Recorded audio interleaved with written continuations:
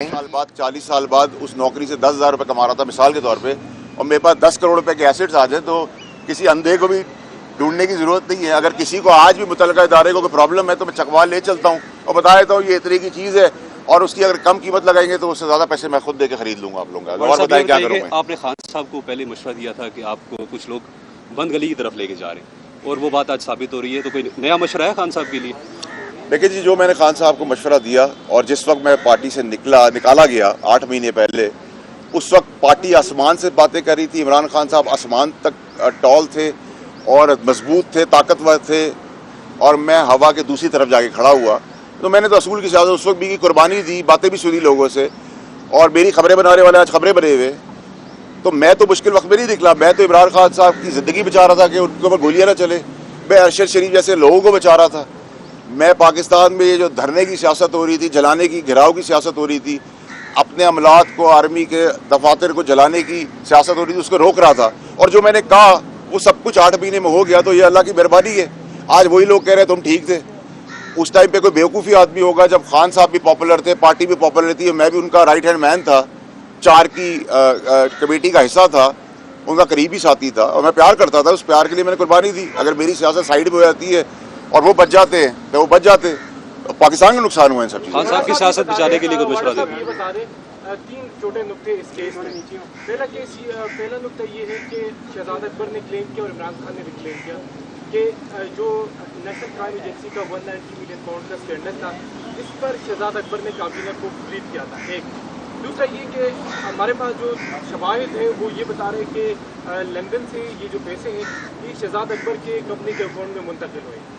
तीसरा ये कि इससे पहले भी नेब में पेश हुए थे, आपने फिर जमीन का नाम नहीं लिया था, हालांकि आप उस पूरे अमल से वाकिफ थे। तो क्या ये फौज की मौजूदा या मौजूदा इंटेलिजेंस क़यादत की जाने की गुजारिश है कि अब इस केस में बेज़मीर को भी? देखिए जी, ना तो अल्लाह की मेहरबानी है मुझे, ना मैं किसी का बाप का खाता हूँ, ना पहले खाया ना आज खाऊंगा। ये आपको पता है, आप सारे दोस्त हैं। क्रिटिसिज्म आप करते हैं मुझ पर, वो आपका हक है, लेकिन जो बात फैक्ट है वो फैक्ट रहेगी।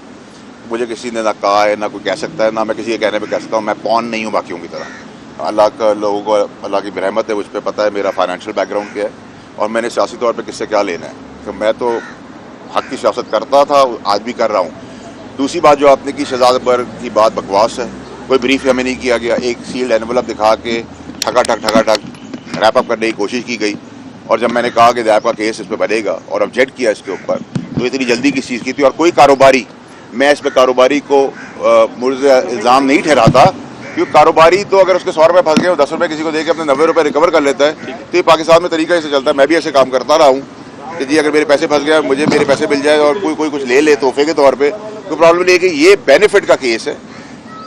एक तो ये नेशनल क्राइम एजेंसी का पैसा जो है वो एक्सचेकर पाकिस्तान, गवर्नमेंट पाकिस्तान के अकाउंट में आ रहा था। ये ओवर एंड अबव 460 बिलियन से ऊपर पैसा था। ये एडजस्टमेंट का पैसा नहीं था।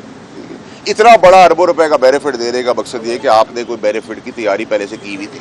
और उससे पहले भी ये जो किचन कैबिनेट हुई, उसमें भी जहाँ मेरा शहजाद अकबर का बहुत सीवियर आर्ग्यूमेंट हुआ, और उसके विटनेसेस है, जब मैंने उसे कहा कि ये खान साहब को मैंने कहा ये आदमी सुल्तानी गवाह बनेगा, ये मुझसे भाग जाएगा, और इस आदमी को और कुछ और आदमियों को भगाने में भी फैज़ हमीद का हाथ है। ये ऐसे तो नहीं हो रहा कि जिसको पकड़ने जा रहे हैं वो मुल्क से बाहर है। कैसे पता चल गया? जो उसका हिस्सा थे उनको पता है, और आज भी पता है। और जो इनकी बाकियात है फैज़ हमीद साहब की, वो आज भी सेनेट में मौजूद है। सेनेट के बहुत सारे सेनेटर्स जो है उसमें आपको मिलेंगे जो बाहर पाक पैसा करते रहे, वो भी मैं बता दूंगा जब जरूरत पड़ेगी।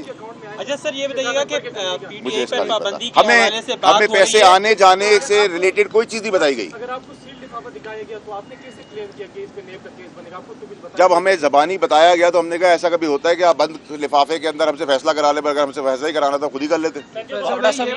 और ये एजेंडे का हिस्सा नहीं था, इसको स्पेशल एजेंडे के तहत लाया गया था। फैसल भाई ये बताइएगा, कल चौहान साहब ने अपनी प्रेस कॉन्फ्रेंस में कहा कि जूम मीटिंग्स के अंदर तर्जुमानों के इजलास में खान साहब ये हिदायत दिया करते थे कि फ़ौज को हिट करना है।